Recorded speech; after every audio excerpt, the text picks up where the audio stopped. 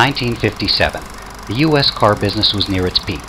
1 in 6 Americans worked directly or indirectly in the industry, and Detroit was its epicenter, the manufacturing capital of the world. Now, if you subtract 90% of the jobs and over half the people, you have Detroit today. Livelihoods were destroyed, families were torn apart in stress and dejection, while communities fell apart. Picture Detroit in its heyday, electric optimism in the air, plush Cadillacs and Bel Airs floating down the street like big living rooms on wheels. Everything seemed in front of them. Now picture it today. Empty factories, families whose living rooms have literally become their cars, where they sleep, hoping against hope that the worst is over. What changed? Did a lack of doctors change Detroit from one picture to the next? A lack of nonprofits, universities, or hardworking people? Detroit's reversal was simple.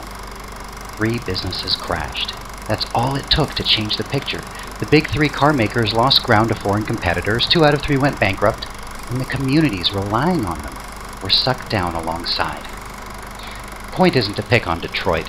The point is, business has a more profound impact on human well-being than just about anything else within our power to influence.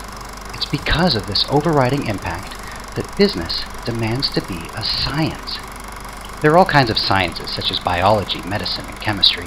It's because these things have such profound impacts on us that we feel the need to dissect, test, and measure. Yet the world of business strategy can get very unscientific. The top of the pyramid is all about organizing relationships and resources. It becomes less about doing and more about deciding. Whether a decision's big or small, we all decide one thing or another based on implicit predictions of what we think will happen next. Decisions are predictions, which can be judged by their accuracy. That is a basis for scientific rigor. We call this predictive reduction. It's a science of business predictions. Theories can be validated or thrown out on their merits, not by the charm of their authors or the pedigree of their prophets. Some people disagree. They argue strategy's too complex to ever be reduced to science, and any effort to make it so is ignorant and naive. Look, no science would be complete without its detractors.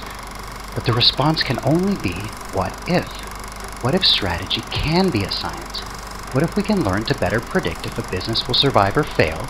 And if it's going to fail, what if we can learn to accurately prevent its downfall? What impact could that science have had on Detroit? What impact could it still have on Detroit?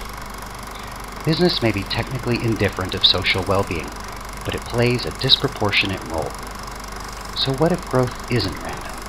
What if it's a science? How could that change your life? And how could that change the world?